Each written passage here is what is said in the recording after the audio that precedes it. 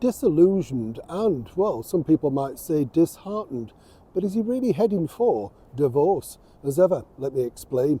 Morning, lovely to see you today. Hope you're keeping well, whatever you're doing.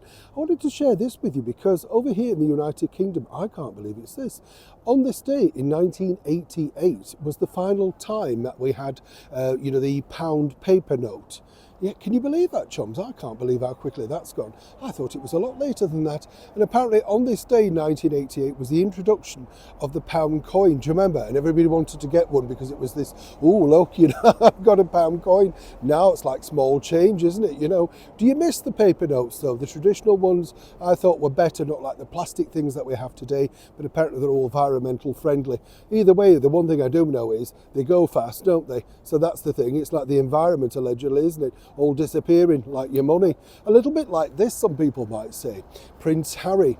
Now, if you remember, less than a couple of months ago now, Harry sat down in New York where he was a guest of the New York Times, and he sort of covered many different topics, didn't he, I distinctly remember him saying things like, no, I'm not on Google, and I'm not on this, I'm not on YouTube, all that sort of stuff.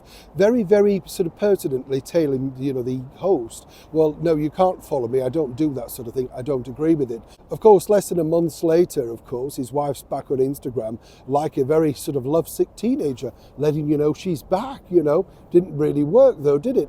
And the other topic that he spoke about at great length, of course, was the fact that people, reporters, digital platforms, newspapers, all spoke very unhealthily about the state of his marriage and basically how, he felt upset for people because, of course, they were all looking for this and then they were so disappointed when it didn't happen.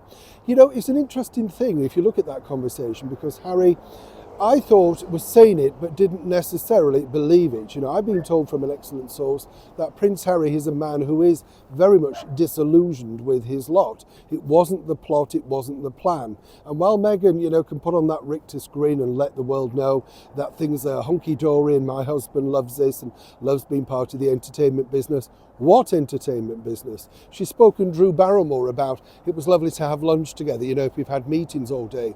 Harry's meetings are with lawyers about suing various newspapers and Home Office officials over here for privacy and security, all geared on by what Meghan wants. So again, but this bombshell dropped, of course, at the beginning of the year, the Vanity Fair expose, in which what happened was the Vanity Fair basically claimed that, Meghan's associates were shopping round the infamous divorce book.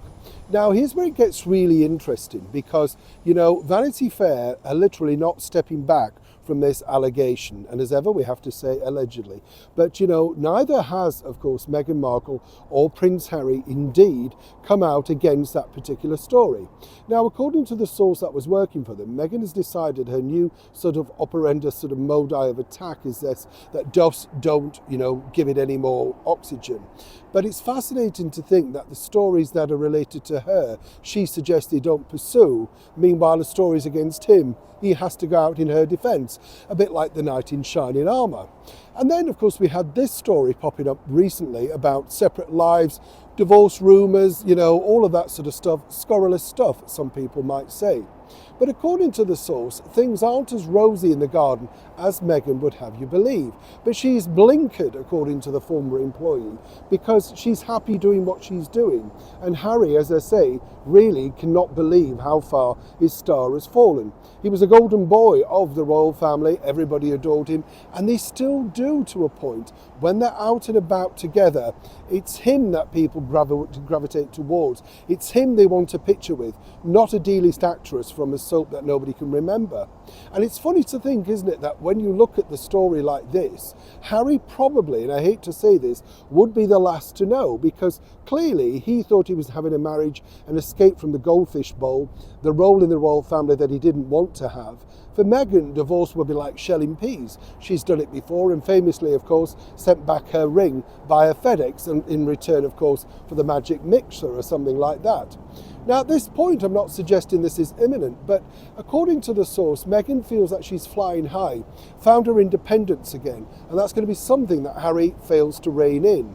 he seems, according to that source, more and more despondent, more disillusioned and more depressed. His life is centred around basically a little bit of Invictus, and that's now another couple of years away.